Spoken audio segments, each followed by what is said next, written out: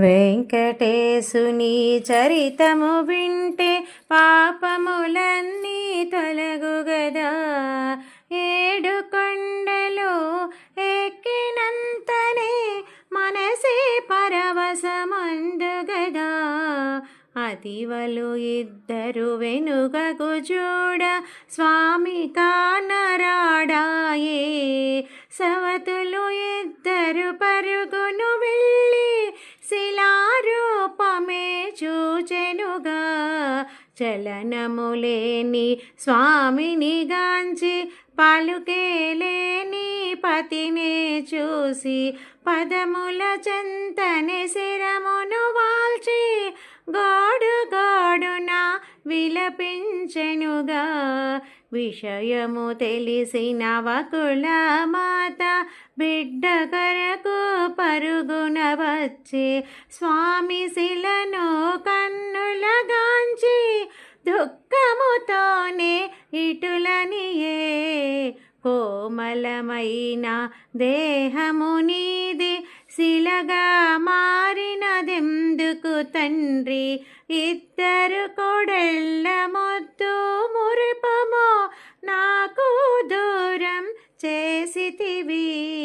తల్లి మనసు బాధను చెందగా ఇరువరి భార్యలు దుఃఖం చెందగా స్వామి మనసే కరుణతో కరిగి శిలారూపమే ఇటులా పలికే. వెంకటేశుని చరితము వింటే పాపములన్నీ తొలగుగదా. ఏడు కొండలు ఎక్కినంతనే మనసే పరవశమందుగదా. కలిమాయలో పడి మీరు ఇటులా దుఃఖము చెందుట భావ్యం కాదు. గతము అంతా ఒక పరికనుడు మాయ పొరలు తొలగిపోవు. అమ్మా నీవు పూలదండగా నా కంట సీమనే అలంకరించు. వకులమాల అంటూ భక్తులు నిన్ను కూడా తలచెదరు. లక్ష్మీదేవి దిగులు చెందకు, ఎప్పుడు నీదే ప్రథమ స్థానం. అందరూ నీదు అంశలు కాదా, ఎందుకు నీకు పరితాపం. స్వామి హృదయము పీఠము చేసి స్థానము ఇచ్చెను భార్యలకు. లక్ష్మీదేవిని పద్మావతిని చెరివొక వైపు కూర్చెనబెట్టే.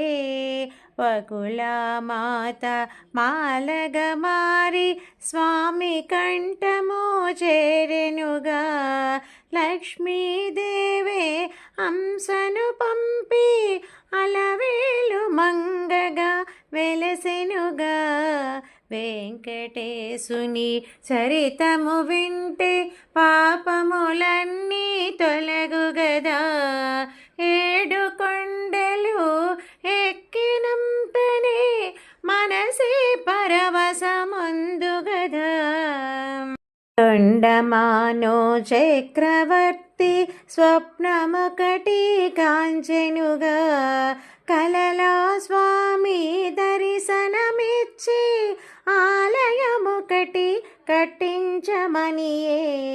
ఆనందముతో తొండమానుడు శిల్పులందరినీ పిలిపించే. వాస్తురీతిగా గోపురములతో ఆలయమునే నిర్మించునుగా. వంటశాలలు, ధాన్యపుశాలలు, చందనశాలలు నిర్మించే. ధ్వజస్తంభమే చక్కగా నిలిపి ప్రాకారమునే కట్టెనుగా. స్వామికి నిత్యం సేవలు చేయ మండపములు నిర్మించే. భక్తులు అందరూ వచ్చుట కొరకు కొండకు మెట్లను కట్టించెనుగా. స్వామి స్వామి నీవు ఇచ్చిన వరమే సఫలము చేసితివి రోజు. నిత్యము నీ పద సేవలతోనే తొండమానుడే ధన్యత చెందే. వెంకటేశుని చరితము వింటే పాపములన్నీ తొలగు గదా. ఏడు కొండలు